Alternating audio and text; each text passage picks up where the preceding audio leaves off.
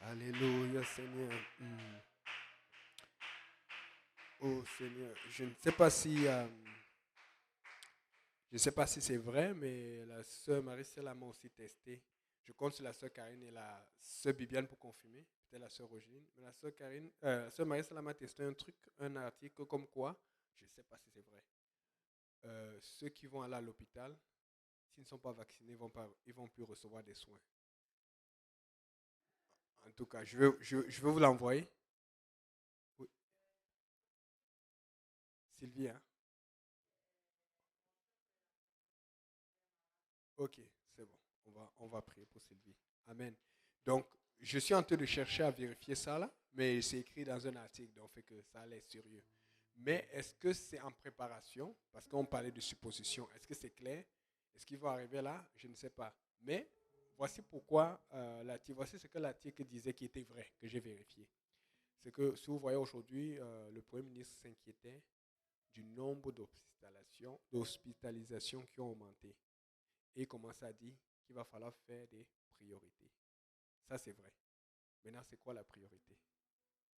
Donc, ça ne veut pas dire que c'est ça. Donc, maintenant, est-ce que quelqu'un a conclu que c'est là où ils vont en venir? Mais rappelez-vous, un moment, on se disait qu'ils n'allaient pas faire ça. Ils ont fait d'autres choses. Amen. Un moment, on se disait, hey, on ne pourra plus aller au restaurant. On ne peut plus aller au restaurant. On se disait qu'ils vont fermer les cinémas et les gyms.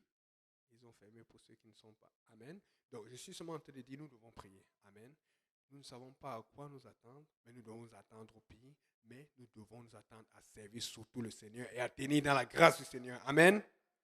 Alléluia, Seigneur. Donc, fait que n'oubliez pas, vous priez, vous louez le Seigneur. Je ne veux pas vous voir en train de faire comme ces anti-vaccins. Ils sont toujours en train de regarder le programme de Trudeau pour aller lui lancer des roches et tout. Parce que ça chauffe. Et puis, ça ne donne pas un bon témoignage des chrétiens. Un chrétien ne va pas lancer les roches à son premier ministre. Amen. Ça, là, on l'a dit. Il faut respecter les autorités. Amen. Par contre, s'ils veulent nous lancer des roches, oh, l'être humain. Vous pouvez vous asseoir. Alléluia, Seigneur Jésus. On va continuer rapidement là où on était dans Genèse 6, verset 4. Et puis après, on va dévier pour entrer à peu près dans cette affaire de tribulation. Qu'est-ce qu'on sent aujourd'hui qui montre qu'on y est ou qu'on n'y est pas? Pourquoi on peut penser que c'est ça? Et on va aussi adresser encore cette situation qui dérange beaucoup de gens. La post-tribulation et la pré-tribulation. La pré-tribulation, ça veut dire que les gens croient, comme nous on croit, qu'il y aura non, le post-enlèvement plutôt et le pré-enlèvement. Le pré-enlèvement, ça veut dire que... Attends, juste une minute.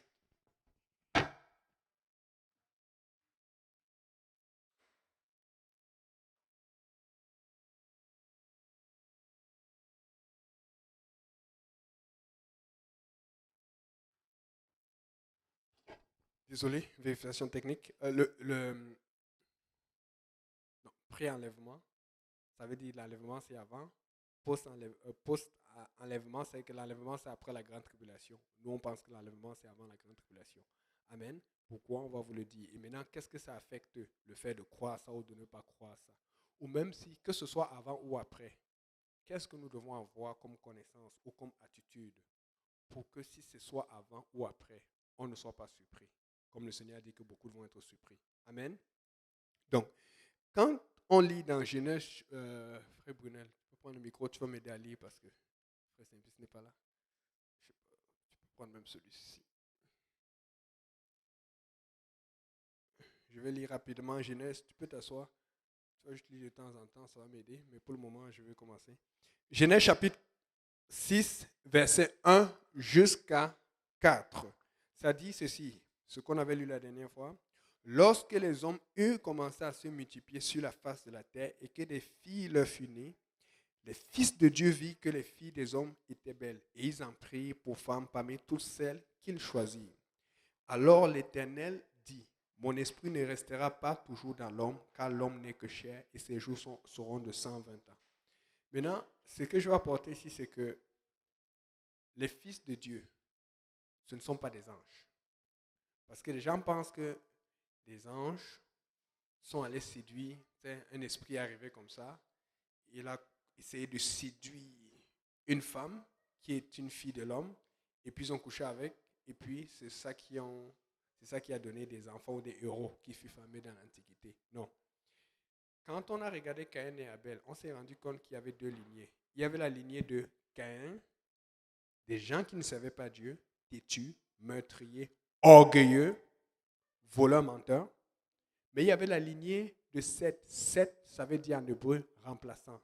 Seth est celui qui a remplacé Abel. Abel qui était pieux, spirituel et religieux, doux, porté vers Dieu.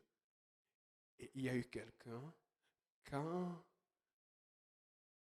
Ève l'a vu, tu vois, chapitre, je pense, 3 jusqu'à la fin, elle dit, oh, Dieu m'a donné un enfant à la place d'Abel. Elle a reconnu le caractère d'Abel en Seth. Elle a reconnu l'onction d'Abel en Seth. Elle a reconnu le calme, la patience, la douceur, la spiritualité. Elle s'est dit voilà. Et c'est Seth qui a eu cette lignée parce qu'on voit après que Seth, il a Enoch et c'est là où on commence à invoquer le nom de Dieu. Amen. Donc, les hommes eurent commencé à se multiplier.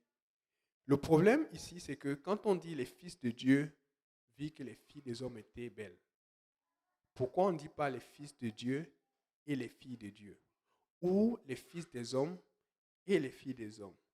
Ou les fils des hommes et les filles de Dieu?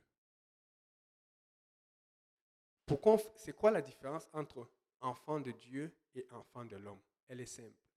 En ce temps-là, les fils de Dieu, c'était ceux qui venaient de la lignée de Seth, qui servaient Dieu.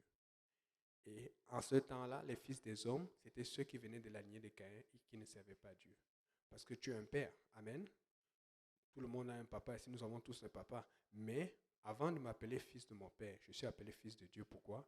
Parce que je sais Dieu. Je suis rempli du Saint-Esprit. Je suis baptisé au nom de Jésus-Christ. Le nom du Seigneur, le nom de mon Père est invoqué sur moi. Amen. Donc, fait que à ce moment, Dieu prend la paternité spirituelle et dit, voici mon enfant. Mais alors que les gens de l'autre génération, les gens de l'autre lignée ne voulaient pas suivre les voies de l'Éternel, ne voulaient pas suivre Dieu, ne voulaient pas marcher dans les voies du Seigneur, mais marcher dans les voies de Caïn, Dieu dit, je ne les reconnais pas. Ça, c'est le fils de tel. Amen. Vous n'avez pas vu au pays, quand quelqu'un fait une bêtise, un enfant fait une bêtise, voilà. On dit, voilà l'enfant de l'autre.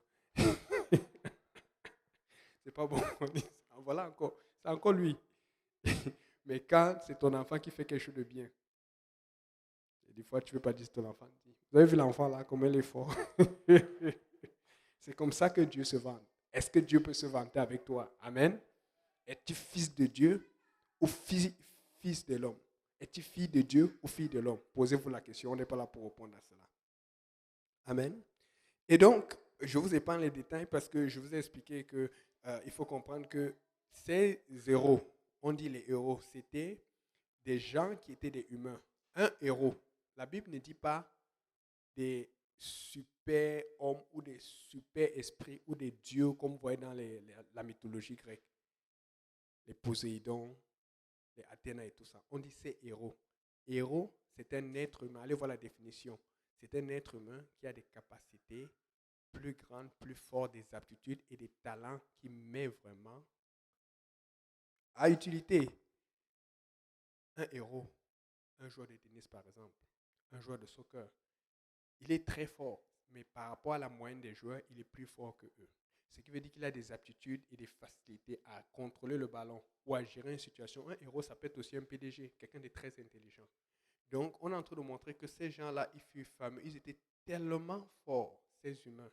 Mais il faut comprendre, le croisement entre un enfant de Dieu qui est consacré et une fille du monde qui n'est pas consacrée, ils vont avoir les deux apports.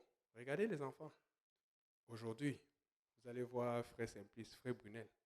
Quand on est venu à l'église, je ne sais pas si quelqu'un était ce dimanche à l'église. Vous avez vu Frère Brunel quand il a dansé dans le Seigneur. Moi, quand il est né, il n'est pas né dans l'église. Il n'a pas appris ça dans l'église. Amen. Quand on rentre dans l'esprit, quand on commence à faire les choses là, Dieu est admirable. Des fois, j'ai vu des frères et des sœurs là, et il dit, il tombe au sol. Ce n'est pas dans l'église qu'ils ont appris ça. Mais vous allez voir les gens qui sont nés dans l'église. J'ai vu des gens qui sont nés dans l'église qui dansent. Amen. Je vois le fils du pasteur Yo-Yo danser. Mais vous savez qu'ils sont Yo-Yo a grandi avec nous. Donc, il y a beaucoup de choses qu'il a pris chez nous et qu'il a améliorées et qu'il a regardé ailleurs. Donc, mais vous allez voir ceux qui ont grandi dans l'église qui n'ont pas eu cette influence. Vous allez voir danser. Ils dansent bien, mais ce n'est pas la même chose. Donc, regardez bien. Ce qui veut dire que quelque part, on est parti prendre un talent qu'on a mal utilisé d'ailleurs, mais quand on est rentré dans le Seigneur, on a le même talent, mais on ne donne pas la gloire au diable, on donne la gloire à Dieu. Et c'est ce qui s'est passé entre les fils de Dieu et les filles des hommes. Il y avait une aptitude à faire le mal, mais ils pouvaient contrôler pour jouer et faire le bien et le mal. Voilà pourquoi les gens le disent. Il y a beaucoup de gens qui sont nés à l'église. Mais quand il faut évangéliser, quand il faut faire des fois on préfère nous utiliser, pas parce qu'ils ne sont pas bons. Et souvent, tu vas voir, souvent on va être exposé à la pornographie, ils vont paniquer. Nous, on ne va pas paniquer sur place, mais on va faire attention parce qu'on a tellement été habitué à cela. Mais on va savoir qu'il faut arrêter. Mais eux, ça va comme, oh, c'est quoi ça? Il y a beaucoup de jeunes, quand tu leur montres la violence, c'est un film que nous, on regardait et on riait, on voit le sang couler, mais ils voient ça, ça les fait peur. Et c'est bon parce que ça les protège. Il y a plus d'efforts pour gagner quelqu'un qui est dans le monde que de sortir quelqu'un qui est déjà dans l'église. Vous savez ça? Mais quand Dieu gagne quelqu'un qui est dans le monde, il devient farouche. C'est pour ça que je dis tout le temps, Satan, il est trop tard. Je suis déjà dedans. Des fois, le diable, je dis, ça me fait mal quand je vois les gens partir. Ça me fait mal quand je vois les gens regarder. Mais chaque fois que je vois quelqu'un regarder, je dis, diable, tu l'as peut-être pris, mais tu ne vas jamais m'avoir. Et je me motive encore pour aller chercher notre âme. Je dis, Seigneur, si elle part, on va essayer de la ramener. Mais si elle ne revient pas, il y a d'autres personnes qui ont soif et qui cherchent le Seigneur. Et en ce moment, je vous dis, il y a beaucoup qui ont soif et qui cherchent le Seigneur. Amen. Donc, fait que quand on dit c'était des héros, c'est juste parce qu'ils ont profité de l'éducation qu'ils avaient. C'est un exemple que je donne souvent, c'est qu'il faut faire attention quand tu travailles, il faut être consacré et concentré. Donc, il va réussir son travail, il ne va pas boire d'alcool comme ceux qui étaient dans le temps de Noé, qui buvaient juste des alcools et qui ne prenaient pas soin d'eux. Mais il va pouvoir s'amuser le soir. Il savait contrôler le bon et le mauvais, il savait être organisé. Et ils ont commencé à devenir au-dessus de la société. Ils ont commencé à devenir pleins. Mais le problème, la Bible dit que le mal se multipliait parce qu'ils ont utilisé leur talent pour faire le mal, pour augmenter leur orgueil, pour augmenter leur présence, pour être dominant sur les êtres humains. Et le mal n'a fait que. Voilà pourquoi on a besoin du baptême du Saint-Esprit. Voilà besoin qu'on a besoin de l'alliance avec Dieu. Parce que Dieu ne veut pas ton talent, il te veut. Mais quand il t'a pris, maintenant il va utiliser ton talent pour te forger. Quand je suis arrivé à l'église, je ne dansais pas. Ça m'a pris beaucoup de temps. J'ai regardé les gens qui couraient dans les églises. Je dis, c'est quoi ça? Dieu a travaillé longtemps avec moi. Quand j'étais dans l'église, je ne faisais rien. Je me rappelle quand on a commencé à faire les vrais plans avec le frère Apo, pasteur Abou. Ça, c'est un truc que je raconte beaucoup parce que ça, c'est là où j'ai senti que non, on était des experts.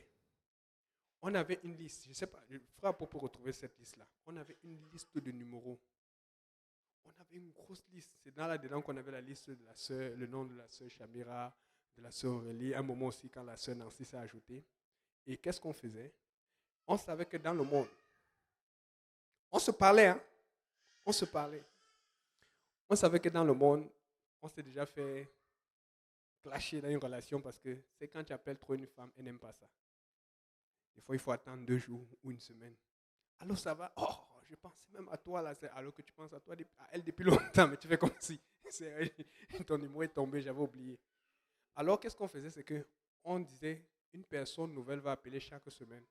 Parce que si tu appelles une soeur, un frère tout le temps, elle va dire, mais c'est quoi? Et puis chaque fois, et quelqu'un nous avait dit, je ne vais pas donner le nom, qui a dit, ah, c'est agréable. Il y a toujours une personne différente de l'église qui m'appelle. C'est comme si toute l'église pense à moi, alors que c'était déjà un plan qui était. Mais on n'a pas, c'est pas le pasteur qui nous a dit ça. Le pasteur, on le mettait sur mon courant, on a invité tel. Ah, ok, il était. Mais on a commencé à réfléchir, on a vu qu'est-ce qu'on faisait, où étaient nos erreurs, quelles sont nos façons de faire, et on s'est ajusté. Je peux te dire, si tu as été pris par la drogue, si tu as été pris par l'iniquité, par n'importe quoi, on a même des anciens homosexuels dans l'église. En fait, plus tu as fait le mal, plus tu as péché, plus tu es une bombe atomique pour le diable maintenant. Plus tu peux casser son ministère. C'est pour ça qu'il a peur. C'est pour ça qu'il te retarde. C'est pour ça qu'il fait tout pour que tu ne te concentres pas à Dieu. Parce que tu as plus de potentiel que la personne qui n'a pas fait de mal. Voilà pourquoi la Bible dit que celui à qui on a beaucoup donné, on a beaucoup demandé. Amen. Regarde ton voisin, tu dis, tu as du potentiel. Alléluia. Et donc, la Bible dit que Noé trouva, tu peux lire Genèse 6, verset 8, s'il te plaît.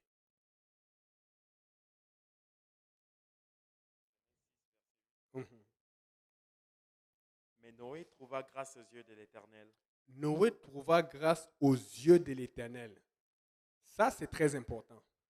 Écoutez, Dieu voulait détruire la terre. Amen.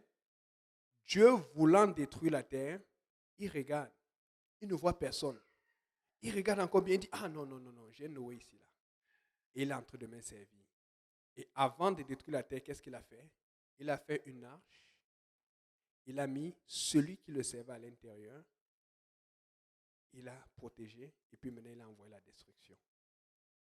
La Bible, depuis le début, nous montre comment Dieu pense. Si Dieu a fait cela, il va faire la même chose en ce moment. L'arche aujourd'hui, c'est quoi? C'est l'Église. Il faut que tous ceux qui sont baptisés, remplis du Saint-Esprit rentrent. Tous ceux qui se consacrent rentrent et restent. Il demande ne sortez pas, mais il y en a qui sortent quand même. Et après, il envoie la destruction. Et la destruction dans ce cas, dans le temps ancien, la destruction c'était le déluge. Aujourd'hui, la destruction pour les chrétiens, c'est la grande tribulation. Dieu va enlever son Église avant d'envoyer la destruction. Mais le problème, c'est ceci. C'est que tout le monde ne va pas faire cet enlèvement. C'est pour ça que la Bible dit que beaucoup de gens seront surpris. Tu peux lire 2 Pierre 3, verset 9. Pourquoi je lis 2 Pierre? C'est parce que des fois, on a trop tendance à lire Paul. Et on dit, d'autres vont dire, ah, Paul, il exagère, il était un peu trop dur, il était comme ça. Bon, regardez un peu ce que Pierre lui-même a dit par rapport à cela. Parce qu'on a trop tendance à référencer Paul. Regardons ce qu'un autre apôtre a dit par rapport à cela. Tu peux lire, mon frère. 2 Pierre chapitre 3, le verset 9, Mhm. ça dit, les seigneurs ne tardent pas dans l'accomplissement de la promesse, comme quelques-uns le croient, mais ils usent de patience envers vous, ne voulant pas qu'aucun périsse, mais voulant que tous arrivent à la repentance. Mais voulant que tous arrivent à la repentance. Amen. Mon frère, tu peux encore lire à haute voix, s'il te plaît, et doucement. Il faut que les gens retiennent ça. Ouais, 2 Pierre 3, verset 9. Les seigneurs ne tardent pas dans l'accomplissement de la promesse, comme quelques-uns le croient, mais ils usent de patience envers vous, ne voulant pas qu'aucun ne périsse, mais voulant que tous arrivent à la repentance. Ok, tu peux continuer au verset 10. Verset 10, les jours du Seigneur viendra comme un voleur. En ces jours, les cieux passeront avec fracas, les éléments embrasés se dissoudront, et la terre, avec les œuvres qu'elle renferme, sera consumée. Ok, c'est bon. Donc, dans la version Osteval, la Bible dit, le Seigneur ne retarde point l'exécution de sa promesse. Et cette version, tu peux la vérifier par rapport au grec ancien, au manuscrit. C'est vraiment ça. Comme quelques-uns croient qu'il y ait du retardement. Parce qu'ils attendent le retour du Seigneur. Et pourquoi ils attendent? Parce que la Bible dit directement que le Seigneur viendra comme un voleur. Amen. Donc, ce n'est pas par rapport à autre chose, c'est vraiment par rapport à l'enlèvement. Maintenant, regardez ici une chose. Ça, c'est Pierre qui parle, ce n'est pas Paul. Il n'y a aucune référence à la tribulation. Il y a la référence au vol. Et il dit, qu'est-ce qui retarde le retour du Seigneur? Ce n'est pas la grande tribulation. Il ne vient pas hâte pour nous sauver, non. Au contraire, il patiente. Parce que la Bible dit que, espérant que quelques-uns soient sauvés. Si Dieu tarde et que vous avez tendance à penser qu'il n'arrive pas, ce n'est pas qu'il ne veut pas venir. C'est parce qu'il regarde ton frère, ta soeur, quelqu'un au travail qui te regarde. Il y a tellement de gens qui ont peur, mais qui ne sont pas prêts à exposer leur foi. Et c'est pour ça qu'il attend. Mais alors qu'il attend, ça va jouer sur toi. Ça va te demander plus de patience, plus de souffrance, plus d'adoration, plus de consécration. Mais la seule façon de pouvoir faire cela, c'est de garder ta foi et de ne pas éteindre l'esprit en priant, en participant à l'église, en participant aux activités, en te gardant en feu pour le Seigneur. Quand tu te gardes en feu, Dieu peut dire, lui, il est en feu. Tant que tu es en feu, le diable ne peut pas te toucher. C'est ce que Dieu veut. Dieu veut juste faire des bûchettes, des bûchettes, des bûchettes. Il y a le feu. Et pendant qu'il reste en feu, il embête d'autres. Mais le problème, c'est que Dieu, alors qu'il est en train d'essayer de garder en feu, ce qui inquiète Dieu, c'est que beaucoup de gens perdent le feu. Et chaque fois, il doit venir encore rallumer.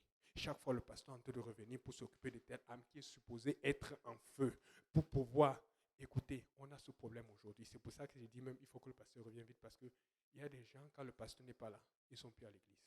Ou parfois ils sont à l'église physiquement, mais ils sont plus à l'église spirituellement. Comme ils ne voient pas le pasteur. Ils ne sentent pas que le pasteur a parlé sur moi aujourd'hui. Je sens que je peux faire cela. Non! Il faut que tu ailles vers Dieu. Parce que c'est le temps où Dieu veut allumer le plus de bûchers possible pour que les gens soient en feu pour le Seigneur et que ceux qui ont en feu montrent l'exemple à ceux qui ne connaissent pas encore ce feu. Amen. Donc vous voyez que la parole de Pierre est claire. Ce qui retarde le Seigneur, ce n'est pas la grande tribulation. C'est parce qu'il veut envoyer plus d'âmes dans l'église. Maintenant, comprenez une chose. Quand on parle de grande tribulation, on parle de destruction, de massacre. La Bible dit que fais attention, malheur à ceux qui seront enceintes. C'est parce qu'on n'aura pas pitié de toi. On va te frapper, te détruire. Mais comment est-ce que tu peux essayer de comprendre que l'enlèvement vient après la grande tribulation, alors qu'ici il a dit que le Seigneur va venir comme un voleur? Venir comme un voleur, ça veut dire qu'il vient quand tu es en train de dormir. Il faut rappeler la parabole des 10 vierges. Il y a 5 qui sont folles et 5 qui sont intelligentes. Mais d'autres se sont endormis. Mais non, toutes se sont endormies, mais toutes n'ont pas été sauvées. Parce que ce n'est pas un problème que tu dors. Mais quand tu dors, est-ce que tu as fait ta prière? Quand tu dors, est-ce que tu es en paix avec Dieu? Est-ce que tu es en règle avec Dieu? Mais dans ce cas, quand on utilise le sommeil, c'est pour montrer que tout allait bien. Et moi, je vous dis, quand je vois ce verset, j'ai la confusion que tout ce qui se passe maintenant, ça va se calmer. Si ça ne se calme et que ça empire la grande tribulation, Dieu va nous enlever avant. Ça, c'est sûr. Je vous dis, je disais ça à un ami la dernière fois, que bon, si jamais on ne fait pas l'enlèvement et qu'on est dans la grande tribulation, moi-même, je vais venir te voir pour m'excuser. On va se battre ensemble pour y passer. Mais je vous dis, je ne reste pas ici. Quand tu vis pour Dieu, quand le Seigneur, tu es là, tu as sommeil, tu viens de finir de prier, tu veux dormir, Dieu te réveille et dit non, il y a encore un autre problème. Les gens, ils ne vivent pas pour Dieu, ils ne savent pas ce que c'est. Quand tu souffres pour Dieu, quand tu dis, le Seigneur te réveille et te dit, voilà quelqu'un qui est en train de mourir. Tu ne te réveilles pas, tu sais que la personne va mourir. Tu paniques, tu te lèves. Ils ne savent pas. Et c'est pour ça que quand tu vis pour Dieu maintenant, n'aie pas peur de la grande tribulation. Et c'est ce que j'enseigne. Et c'est vrai, parce que si tu vis pour Dieu maintenant, même si la grande tribulation arriverait, tu n'aurais pas de problème. Ceux qui auront des problèmes sont ceux qui ne vivent pas pour Dieu. Et voilà pourquoi Dieu permet la grande tribulation, pour qu'ils soient obligés de faire leur choix.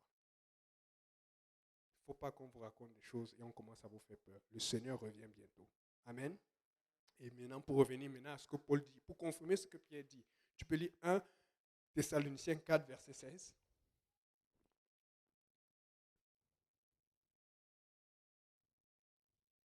1 Thessaloniciens chapitre 4 et verset 16, ça dit, car le Seigneur lui-même a un signal donné à la voix d'un archange et au son de la trompette des dieux descendra du ciel et les morts en Christ ressusciteront premièrement. Ensuite, nous les vivants qui serons restés, nous serons tous enlevés ensemble avec eux sur des nuées à la rencontre du Seigneur dans les airs. Et ainsi nous serons toujours avec les Seigneurs. Ok, c'est bon, merci. Vous voyez un peu, c'est étrange. On parle des hommes de Dieu. Mais vous savez, dans 1 Pierre 4, verset 8, je passe vite parce qu'on veut finir bientôt, on veut finir tôt aujourd'hui. Dans 1 Pierre 4, verset 12 ou 8, allez lire, la Bible dit que ne soyez pas surpris de la fournaise qui est au milieu de vous. Pierre, il nous explique exactement que la chrétienté, c'est comme une fournaise. C'est dur, c'est pas évident, mais ça vaut la peine. Mais quand il vient détailler cet enseignement sur le retour du Seigneur, il ne parle d'aucune fournaise. Parce qu'il veut nous faire comprendre qu'il n'y a pas de grande tribulation quand le Seigneur revient. Il y a la tribulation, il y a la difficulté, mais il n'y a pas cette affaire qu'il y aura l'Apocalypse. Si tu sais Dieu maintenant, n'aie pas peur de ce qui s'en vient. C'est pour ça que c'est maintenant. Amen. C'est vraiment maintenant. Et il dit, ceux qui sont morts en Christ, donc ceux qui ont servi Christ et qui sont morts en servant Dieu, ils vont ressusciter. Et vous allez ressusciter. Et le problème, tu vois la façon de dire, il va venir rapidement. Ce qui veut dire qu'il va surprendre beaucoup de gens. Écoutez, si vous voyez que ce qui se passe maintenant commence à empirer, moi je suis sûr que le Seigneur va nous prendre avant. Mais si vous regardez, ça va se calmer. Parce que comment l'année prochaine, ils vont encore commencer à parler, puisqu'on m'a dit, vous avez votre pourcentage de vaccination. Qu'est-ce qu'ils vont encore raconter? On attend pour voir. Amen. Bon, regardons ici là. La Bible dit, tu peux lire Matthieu 24, on va sauter Matthieu 24 au fur et à mesure. N'hésitez pas s'il y a des questions. Je sais que souvent, il y a beaucoup de questions dans ce sujet souvent. Matthieu chapitre 24 à partir du verset 1. Lis rapidement cette fois-ci. Et on va intercaler au fur et à mesure. Oui, s'il te plaît, mon frère. Mhm. Matthieu chapitre 24, et premier verset. Comme Jésus s'en allait, au sortir du temple, ses disciples s'approchèrent pour lui en faire remarquer les constructions. Mais il leur dit, voyez-vous tout cela? Je vous l'ai dit en vérité, il ne restera pas ici pierre sur pierre qui ne soit renversé. Il s'assit sur la montagne des Oliviers. Et les disciples vinrent en particulier lui faire cette question. Dis-nous, quand cela arrivera-t-il et quel sera les signes de ton avènement et Les de la signes, fin du monde? écoutez bien, les signes, c'est-à-dire qu'est-ce qui montre la marque, qu'est-ce qui montre que le Seigneur est en train de revenir bientôt? Qu'est-ce qui montre que le Seigneur va venir nous chercher? C'est là, c'est dans la Bible. On est en train de parler avant le temps de Paul. Amen. Oui, Pierre était là, mais il n'était pas encore assez mature, donc fait qu'il ne comprenait pas encore toutes les choses de Dieu. Amen. Donc c'est Jésus qui est en train de nous expliquer. Continue, mon frère. Verset 4, Jésus leur répondit, prenez garde que personne ne vous séduise. Le signe, c'est quoi? La séduction. Il y a une différence entre la séduction et la mise à mort. Quand on te met à mort, on n'a pas besoin de te séduire. Si on te met à mort, on te fait la grande tribulation, comme en Afghanistan ou ailleurs, on te tue, c'est clair. On te donne, on te dit, comme eux là, on te dit, est-ce qu'il y a la Bible dans ton cellulaire? On te dit, renie Christ. Si tu ne rénis pas, on te tue. Mais quand on te séduit, on te fait prendre quelque chose qu'on sait que tu ne veux pas prendre, mais on te prend par la ruse. Et aussi par la pression. Il y a la pression dans la séduction. Il y a l'oppression dans la séduction.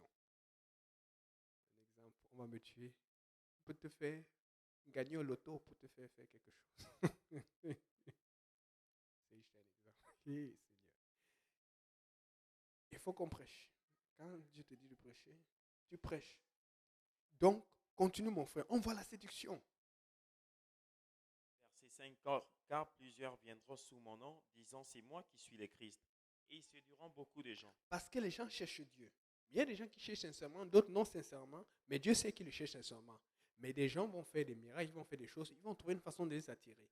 Mais si tu veux attirer quelqu'un pour le perdre, c'est totalement différent de si tu veux tuer quelqu'un parce qu'il ne croit pas en ce que tu crois ou parce qu'il ne fait pas ce que tu veux. Vous comprenez un peu? Il y a une totale différence. Mais il y a des chrétiens qui sont aujourd'hui dans la tribulation, de même pas la grande tribulation. Aujourd'hui, non. Vous savez, le diable veut nous distraire. Ton rôle, c'est d'inviter les gens à l'église. Si tu n'es pas capable de étudier biblique, ton rôle, c'est de participer aux études bibliques. Si tu n'es pas capable d'enseigner, et si tu es capable d'enseigner, ton rôle, c'est d'enseigner des études bibliques. Vous devez prêcher l'évangile. Que le diable ne vous distrait pas, parce que ça, c'est le temps encore de la grâce. La grâce n'est pas finie. Et quand on prêche l'évangile, quand ce sera plus le temps, Dieu va venir et il va nous prendre. Maintenant, ceux qui voulaient, ils vont voir. Ça va chauffer. Continue, mon frère. Verset 6, vous entendrez parler des guerres et des bruits des guerres. Gardez-vous d'être troublés, car il faut que ces choses arrivent. Mais ce ne sera pas encore la fin. Une nation s'élèvera contre une autre nation et un Ok, royaume saute, contre un saute, royaume. parce qu'on va aller vite. Va au verset 10, s'il te plaît. Va au verset 10. Au verset 10, ça dit, alors aussi plusieurs succomberont et ils se trahiront. Dans d'autres endroits, scandaliseront, s'offenseront, la trahison, le scandale, l'offense. Je ne vois personne te tuer.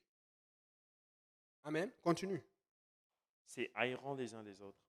Plusieurs faux prophètes s'élèveront et ils séduiront beaucoup de gens. Et parce que l'iniquité se sera accrue, la charité du plus grand nombre se Ça, on le refroidira. voit. Il y a beaucoup de gens qui n'ont plus l'amour qu'ils avaient avant, ou beaucoup de gens qui ne servent même plus Dieu, ou qui ont changé d'église. Parce que nous savons que nous sommes dans la vérité. Amen. Ce n'est pas parce que tu as changé d'église que tu restes dans. Non. Tu changes de doctrine, parce qu'il y a une doctrine qui sauve. Et les gens, parce qu'ils veulent se consoler, faites attention. Continue, mon frère. Verset 13, ça dit, mais celui qui persévérera jusqu'à la fin sera sauvé. Il faut persévérer, c'est ce que Dieu vous demande. Persévère. Persévère dans tes convictions. Persévère dans ce qu'on t'enseigne. Amen. Et lis maintenant ça à haute voix. Là. Ça, c'est très important. Continue. Verset 14. Verset 14, ça dit, cette bonne nouvelle du royaume sera prêchée dans le monde entier pour servir de témoignage à toutes les nations, alors viendra la fin. Alors viendra la fin. Qu'est-ce qu'il a dit avant que la fin vienne? Cette bonne nouvelle sera prêchée à tout. Ce que Dieu veut, c'est que l'évangile, la mort, l'ensevelissement et la résurrection de Jésus-Christ, qui sont définis par le baptême, la repentance, le baptême du Saint-Esprit, le baptême au nom de Jésus, soient prêchés dans tout le monde. C'est Stéphanie, prêche cela à ta maman, prêche cela à tes frères. Frère Benjamin, tu te rappelles tes amis qu'on a vus la dernière fois, tu dois toutes leur prêcher. C'est ce que Dieu veut que vous fassiez. C'est ce que Dieu veut que nous fassions. Amen. Nous devons prêcher cela autant que possible avant que le Seigneur ne revienne. Et Dieu veut qu'on prêche cela. Et quand on aura prêché cela suffisamment et que Dieu aura évalué que bon, c'est assez, peut-être des gens ne répondent plus, ils ont déjà fait ce qu'ils pouvaient faire. Il va dire, c'est la fin. C'est pour ça que la Bible viendra, parle de la fin. Ça parle de l'Église. Mais il ne s'arrête pas là maintenant. Regarde un peu maintenant, le contexte change. Parce qu'ici, pour avoir l'Église, on parle de séduction, on parle de trahison, on parle d'offense. Mais lis la suite maintenant, après ça. Verset 15. C'est pourquoi lorsque vous verrez l'abomination de la désolation dont a parlé le prophète Daniel, établi en lieu saint, que c'est lui qui y fasse attention. Alors que ceux qui seront en Judée fuient dans les montagnes. Ok, regardez bien. Tout à l'heure, il a parlé parce que ses disciples lui ont posé la question quand ces signes arriveront. Maintenant, il commence à parler du Daniel. Pour ceux qui ont fait l'étude biblique, venez me voir, je vais vous donner la leçon. On va parler de ça éventuellement. Quand on parle de Daniel, on parle de l'Antéchrist qui veut rentrer dans le temple. Quand on parle de l'Antéchrist, on est déjà en train de faire la référence à la grande tribulation. Tout à l'heure, il parlait de l'Église. Il dit, alors viendra la fin. La fin pour qui? Pour ceux qui servent Dieu. Et par la suite, il continue parce que Dieu va adresser le cas de tout le monde. Dieu ne veut pas que seulement ceux qui sont en train de servir Dieu maintenant soient sauvés. Il veut que ceux même qui ne le connaissent pas soient sauvés. Alors il a dit, ok, vous n'avez pas pu y aller par l'évangile. Vous allez y arriver par la mort, par le massacre, par la grande tribulation. C'est Dieu sincèrement. Parce que si tu rates l'enlèvement, c'est le massacre qui t'attend. Ça va être difficile.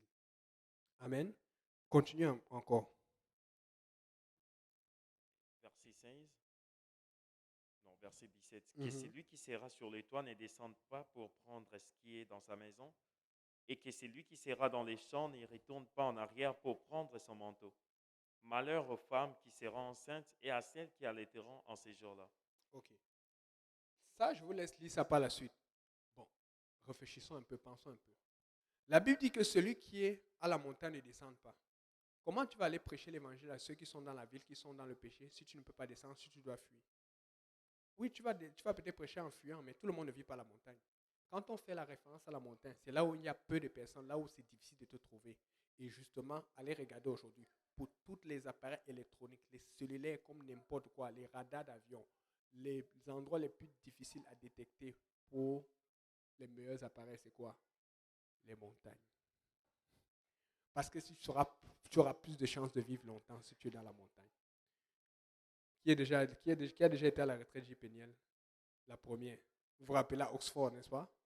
Chaque fois que tu mettais le GPS, si tu ne faisais pas attention, tu traversais ou tu ratais le chemin. Parce que les satellites ne fonctionnent pas bien là-bas. Parce qu'il y a beaucoup de montagnes. Même la nouvelle retraite, c'est clair. Combien de fois on a souffert pour le Wi-Fi pour mettre en direct? Le signal n'est pas le même. C'est difficile à cause de la montagne. Donc Dieu déjà en te donné une référence que même les appareils des êtres humains ont des problèmes à défier. La meilleure technologie, ils peuvent assurer, ils ont des algorithmes, mais même jusque-là, à cause des montagnes, c'est difficile. Et c'est pour ça qu'ils ont besoin des drones. Mais même à ça, ils peuvent se cogner quelque part. Je suis en train de vous dire que nous ne sommes pas dans le même contexte. Si tu es en train de fuir, ce n'est pas la même chose si tu es là et tu es en train de lutter contre la séduction. Amen. Et maintenant, pour clore ce sujet et passer à un autre argument que je veux apporter. Rappelez-vous, je pense que c'est dans Luc, on n'a pas le temps de voir ça. Ici, il a dit que celui qui est à la montagne, ou celui qui est à la maison ne rentre pas, il dit malheur aux femmes enceintes. Mais quelque part encore, Jésus, pour parler de la fin des temps, qu'est-ce qu'il dit? Il dit de deux personnes qui seront ensemble, qui sont en train de moudre. Il dit de deux personnes qui sont couchées, mari et femme. Et mon Seigneur, c'est fait attention, il faut voir que ta femme part et puis. Attention, partez les deux. Amen. Partez les deux. Mais ce que je vais dire là-bas, il y a une grosse différence entre deux personnes qui sont ensemble sur le même lit et une autre personne qui est quelque part, on lui dit de ne pas revenir à la maison. Quand on parle de deux personnes qui sont ensemble sur le même lit ou qui sont en train de travailler ensemble, ça veut dire que tout va bien, ils sont en paix. Mais le problème, c'est qu'alors qu'ils sont en paix, il y a un qui a parti prier. Quand il devait prier, l'autre s'en foutait de la prière. Ce n'est pas le même contexte. Dans la tribulation, on dit ne rentre pas, fuis. Mais dans l'enlèvement, on dit sois prêt parce que ça va te surprendre. C'est ça la surprise. Tu es en train de dormir avec quelqu'un et puis l'autre disparaît. Parce que pendant qu'il dormait avec toi, il dormait aussi avec le Seigneur. Pendant qu'il dormait avec toi, il allait faire cette étude, il faisait ce qu'il a fait. Pendant qu'il travaillait avec toi, parce que tu seras ton travail. Je vous dis, tenez-vous maintenant, parce que si ça doit arriver maintenant, tu seras au travail et on va te voir disparaître. On va dire, ah, ils vont comprendre pourquoi tu es parti. Nous ne sommes pas dans la grande tribulation. Et nous n'allons pas faire la grande tribulation. Amen. Arrêtez de paniquer pour cela. La chose à faire, c'est de commencer à prêcher l'évangile. Et si tu le fais déjà, continue. Prêche avec plus de force. Alléluia. Jean 11, 11, s'il te plaît. Oui, 11. Oui. Jean chapitre 11, des versets 11, ça dit, après ces paroles, il leur dit, Lazare, notre ami, dort, mais je vais le réveiller. Lazare, votre ami, dort. Mais on sait que Lazare était mort, n'est-ce pas? Ça, c'est le langage spirituel du Seigneur. Des fois, on panique. En fait, pour Dieu, quand tu es mort, tu es en train de dormir. Et Paul avait déjà compris cela. Et qu'est-ce qu'il dit? Tu peux lire 1 Pierre 4, verset 9.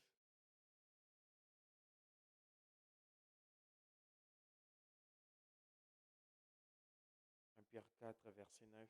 Exercez l'hospitalité les uns envers les autres sans murmure. Non, non, c'est pas ça. 1 Pierre 4. Non, pardon, 1 Thessalonicien. Aïe, Seigneur. 1 Thessaloniciens 4. Non, non.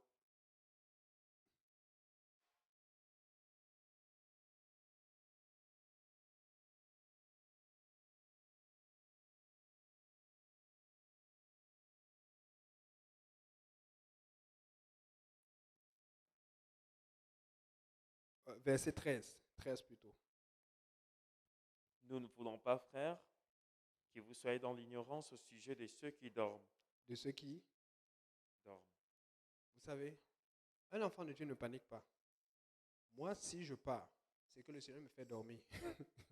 Parce que dans le corps, dans le fond, c'est mon corps qui meurt. Mais mon âme ne meurt pas. Amen. Mon âme va au ciel. Il utilise le même langage que le Seigneur. Pourquoi tu as peur de la mort?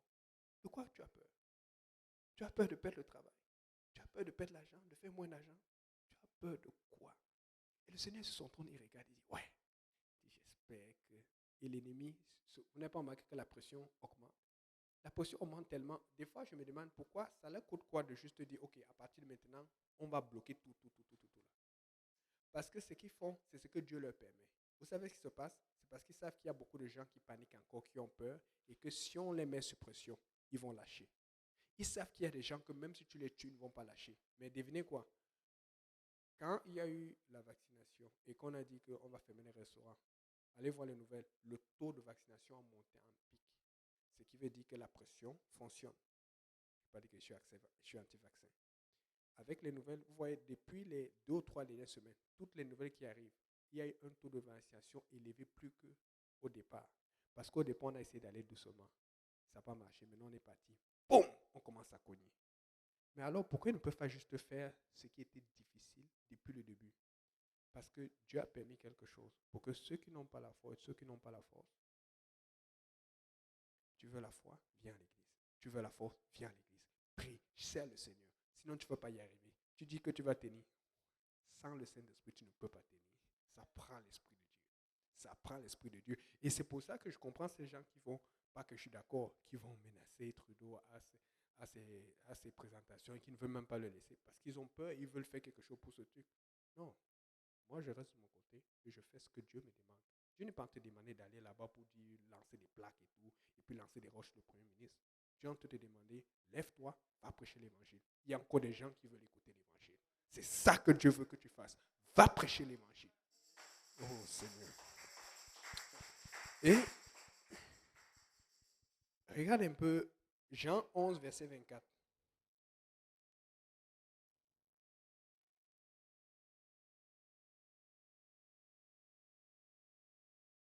Jean 11, verset 24. Je sais, lui répondit Marthe, qu'il ressuscitera à la résurrection au dernier jour. Jésus lui dit, je suis la résurrection et la vie. Ok, c'est bon. Là, c'est Marthe parce que Dieu revient, Jésus revient, et puis Lazare est déjà mort. Et puis, il dit à Marthe, non, ton frère va ressusciter, si tu crois. Mais il dit, je sais qu'il restera à la résurrection. En ce temps, Paul n'est pas encore là. Pierre est peut-être là, mais Pierre n'est pas encore mature. Pourquoi je fais lire ce verset? Pour vous montrer que c'est Jésus qui enseignait déjà la résurrection. Comment elle a su qu'il y avait une résurrection?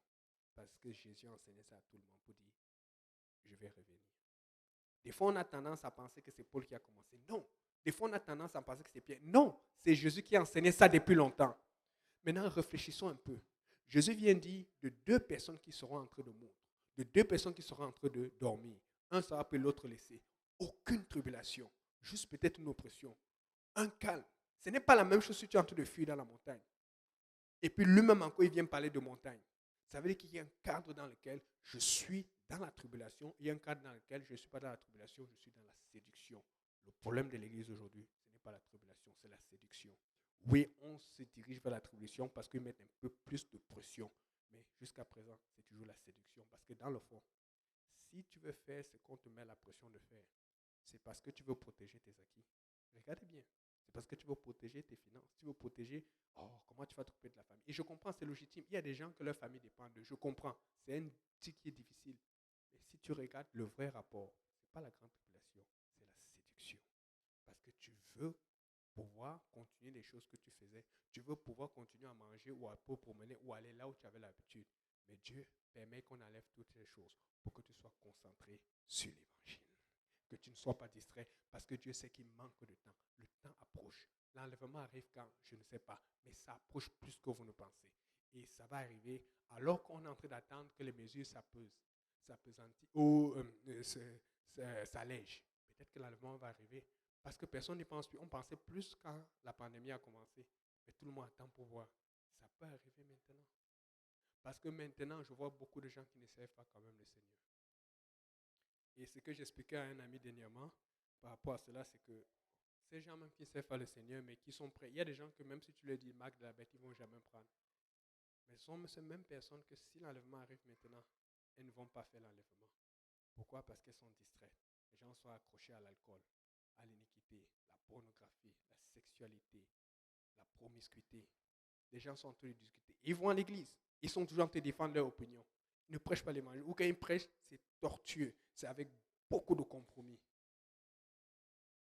Et ce sont ces gens qui vont rater cet enlèvement. Parce que je vous dis, si tu sers le Seigneur fidèlement, comme Dieu te demande de servir, quand bien même tu seras dans la grande tribulation, tu vas y arriver.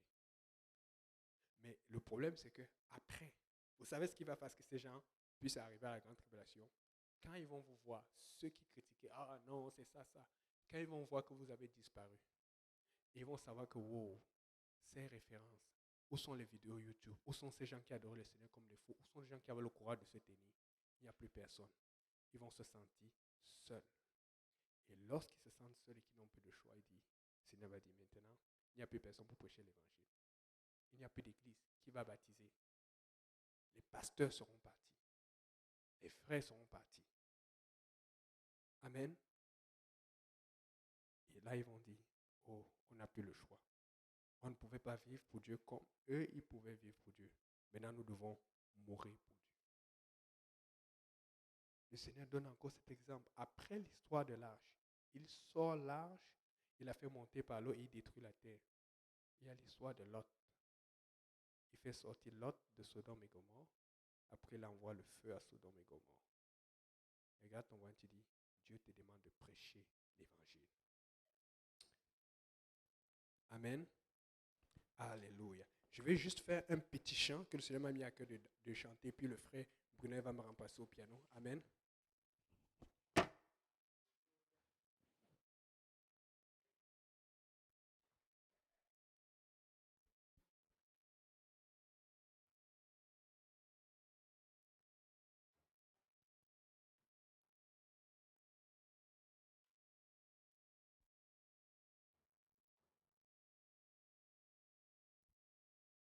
Alléluia.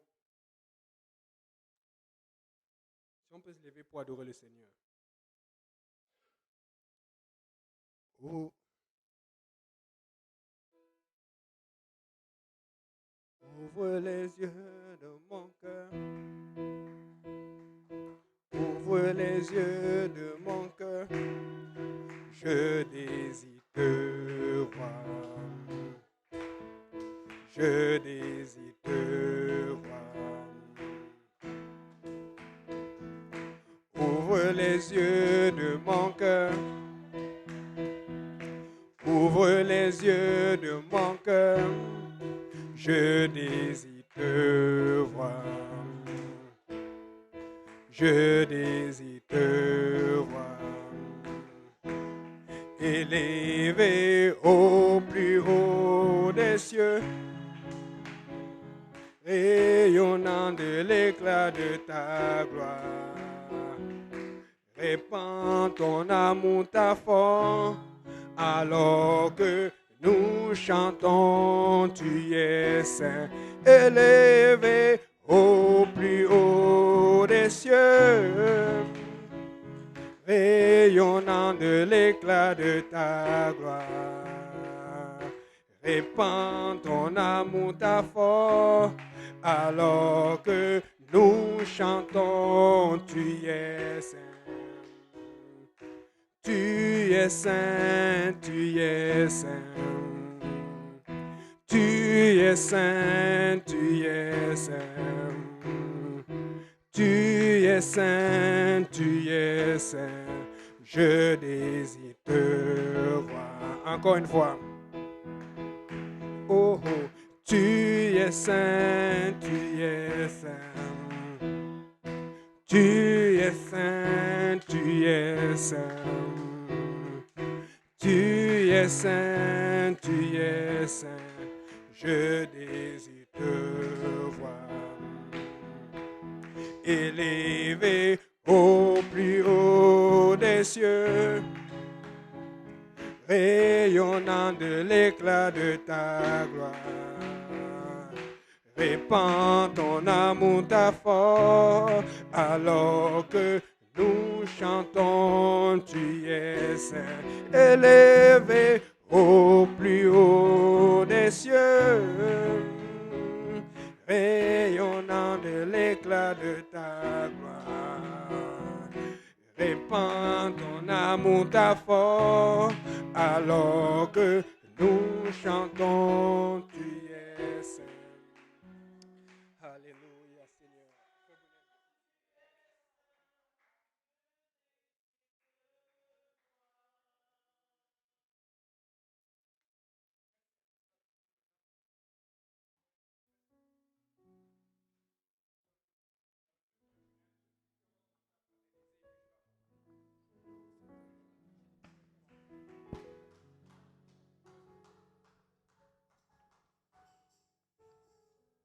Prions le Seigneur. Papa, nous te bénissons. Nous te rendons grâce encore une fois, Papa, pour ce merveilleux message que nous avons entendu, Papa, de ton serviteur. Nous croyons que, Seigneur, c'est toi qui as livré ce message. Nous prions maintenant, Papa, que ce message trouve une place de choix dans nos cœurs, Seigneur.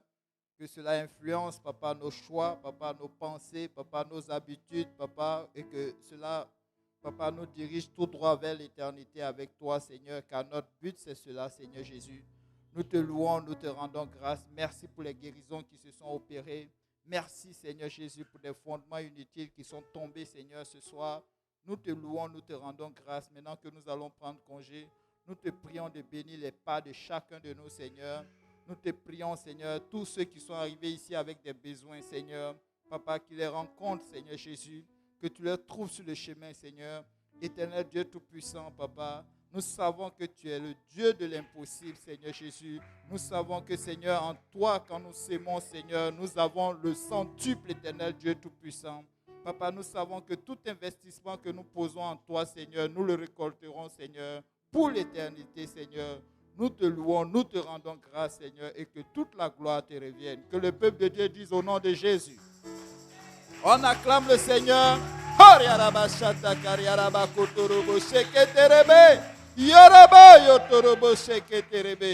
Que Que Dieu vous bénisse. Il y a une grande fraternité. Ne partez pas. Soyez avec nous. Et bon appétit et puis bon game.